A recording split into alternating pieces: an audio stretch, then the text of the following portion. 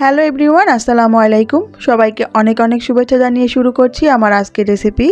আজকের রেসিপিতে আমি শেয়ার করছি চিংড়ি মাছ দিয়ে কচুরমুখী রান্না। বাজারে এখন অনেক কচুরমুখী পাওয়া যায়, আর এই কচুরমুখীগুলো চিংড়ি মাছ দিয়ে রান্না করলে খেতে ভীষণ ভালো লাগে।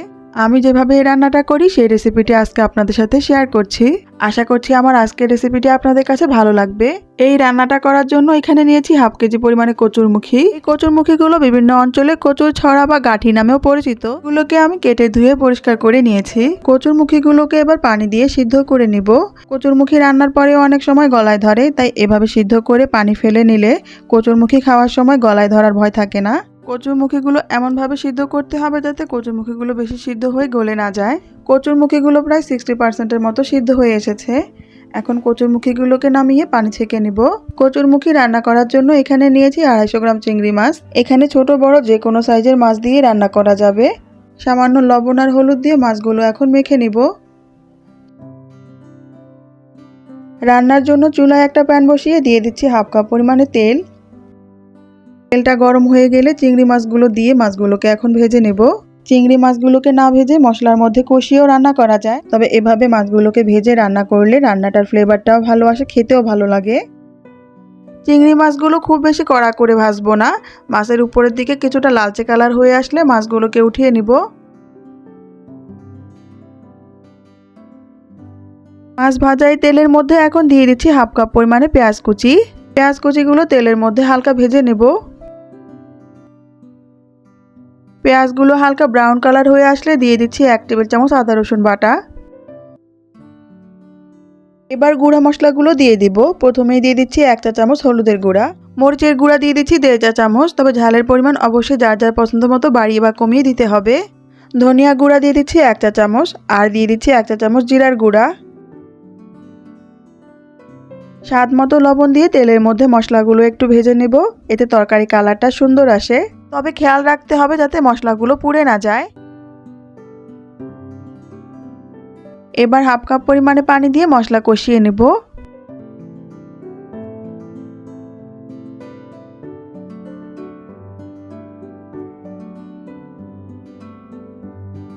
মশলাগুলো ভালোভাবে কষানো হয়ে গেলে তেল আর মশলা যখন এরকম আলাদা হয়ে আসবে, এই পর্যায়ে এখানে দিয়ে দিব সিদ্ধ করা কচুরমুখীগুলো।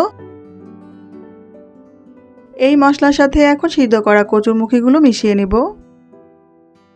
মিশিয়ে নেওয়া হয়ে গেলে এবার ঢাকনা দিয়ে ঢেকে কচুরমুখীগুলোকে ভালোভাবে কষিয়ে নিতে হবে। এর মাঝে 2-1 বার ঢাকনা তুলে কচুরমুখীগুলো নেড়ে দিব যাতে নিচে লেগে না যায়। কচুরমুখীগুলোকে ভালোভাবে কষিয়ে নিতে হবে। এগুলো যত ভালোভাবে কষানো হবে তরকারির টেস্টও তত ভালো হবে।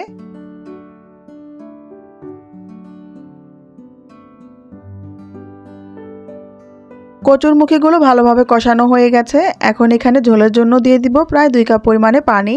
কচুরমুখীগুলো যেহেতু আগে থেকেই সিদ্ধ করা, তাই সিদ্ধ করার জন্য বেশি পানির প্রয়োজন হবে না। এই পানিতে এগুলো পুরোপুরি সিদ্ধ হয়ে যাবে, তাই ঝোলের পরিমাণ বুঝে পানি দিতে হবে। যদি ঝোলের পরিমাণ বেশি দিতে চান তাহলে আরও কিছুটা পানি দিয়ে নিতে হবে। এই একই রেসিপিতে এখানে চিংড়ি মাছ ছাড়াও ইলিশ মাছ অথবা অন্যান্য যে কোনো মাছ দিয়েও রান্না করা যায়। এখন এখানে দিয়ে দিচ্ছি ভেজে রাখা চিংড়ি মাছগুলো। এবার ঢেকে রান্না করব কচুরমুখীগুলো পুরোপুরি সিদ্ধ হওয়া পর্যন্ত। রান্নাটা প্রায় হয়ে এসেছে। এখন এখানে দিয়ে দিচ্ছি 4-5টা কাঁচামরিচ।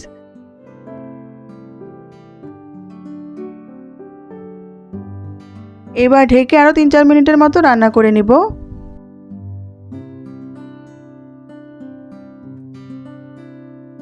কচুরমুখীগুলো সিদ্ধ হয়ে গেছে।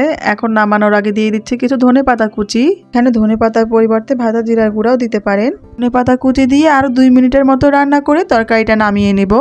আমি ঝোলটা এই পরিমাণে রেখে তরকারিটা নামিয়ে নেব। ঝোলটা এখন কিছুটা বেশি মনে হলেও নামানোর পর ঝোলটা টেনে আরও কিছুটা ঘন হয়ে যাবে। তৈরি হয়ে গেল চিংড়ি মাছ দিয়ে কচুরমুখী ঝোল রান্না। রেসিপিটা খুবই সিম্পল হলেও খেতে কিন্তু ভীষণ মজার। আশা করছি আমার আজকের রেসিপিটা আপনাদের কাছে ভালো লেগেছে।